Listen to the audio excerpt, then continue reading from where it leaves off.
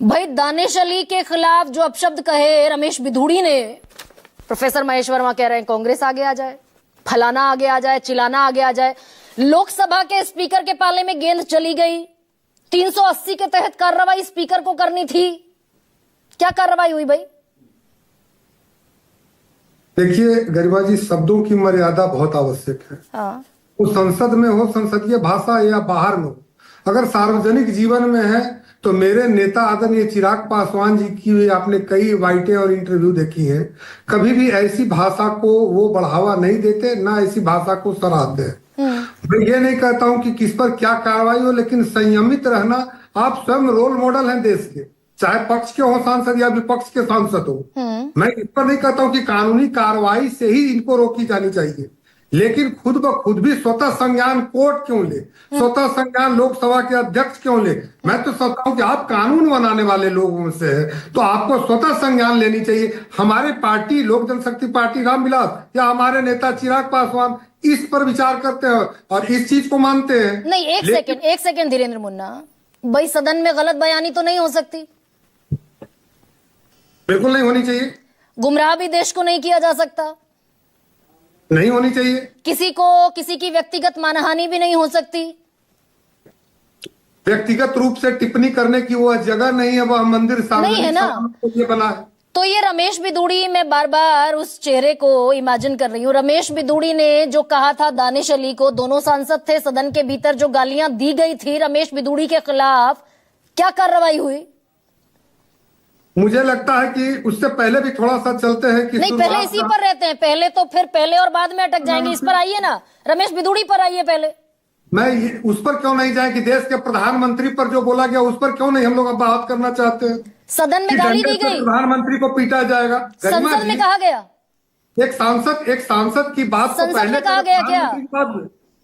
धीरेन्द्र मुन्ना बता दीजिए, हो सकता है मेरी जानकारी अधूरी हो। संसद में देश के प्रधानमंत्री को कहा गया कि पीटा जाएगा?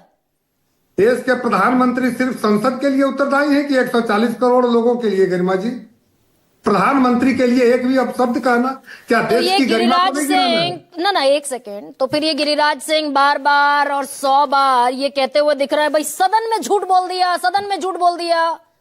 सब्सटेंसिव मोशन तो इसीलिए आया ना, सदन में झूठ बोल दिया। प्रिविलेज मोशन भी इसीलिए आ रहा था, सदन में झूठ बोल दिया। कहां प्रिविलेज मोशन आ गया? इसीलिए आ रहा था ना। अब ये तो पता आपको होगा गरिमा जी, मुझे नहीं पता। कल किरण रिजिजू का बयान नहीं सुना फिर आपने? ना सुना ना, लेकिन ये तो विवेकाधीन है ना, विवेक से लोग बैठे हुए हैं। आनन फानन में किसी को सताने वाली सरकार नहीं है ये, और न सदन इस तरह से चलता है। लेकिन मुझे बताइए कि इस तरह के आरोप लगा देना, मोदी जी के लिए भी तो कई फोटो जारी हुए थे ना, आपको पता होगा कि उनके धड़ नीचे थे और सर नहीं थे। क्या किसी भी राष्ट्र में ऐसा देखा है तो वहां के प्रधानमंत्री के लिए ऐसी फोटो को जारी करे, वो भी विरोधी पार्टी जो सबसे बड़ी पार्टी हो? और जो उसके बाद जो परसों हुआ धीरेन्द्र मुन्ना, पंडित जवाहरलाल नेहरू अय्याश थे, देश के पहले प्रधानमंत्री अय्याशी कर रहे थे, देश आजाद हो रहा था, ये सदन के पटल में निशिकांत दुबे ने कहा। ये हो सकता है क्या? ये भारतीय जनता पार्टी के प्रवक्ता इसका जवाब देंगे। मैं तो ऐसे विषयों को टीवी पर भी विमर्श में नहीं रखना चाहता हूं। ऑथेंटिकेट करना चाहिए निशिकांत दुबे को।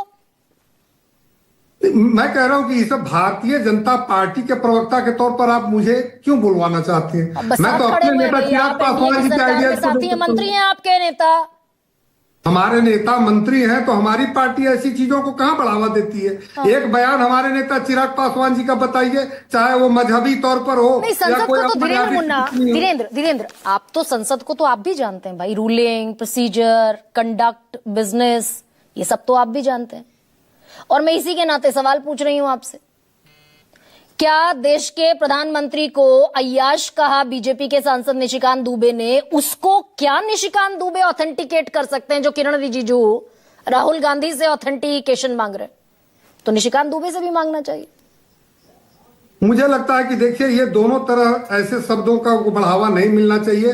मैं इसके पक्ष में भी हूं कि चाहे एलओपी के लिए अमर्यादित भाषा हो या प्रधानमंत्री जी के लिए हो, यह संसदीय परंपरा को नहीं सिर्फ शर्मसार करता है, 140 करोड़ लोग भी हम लोग उससे दुखी होते हैं गरिमा जी। अच्छा। इसमें कभी कहने में मुझे कोई एतराज नहीं। मैं खुश हूं कि कम से कम आप दुखी तो होते हैं।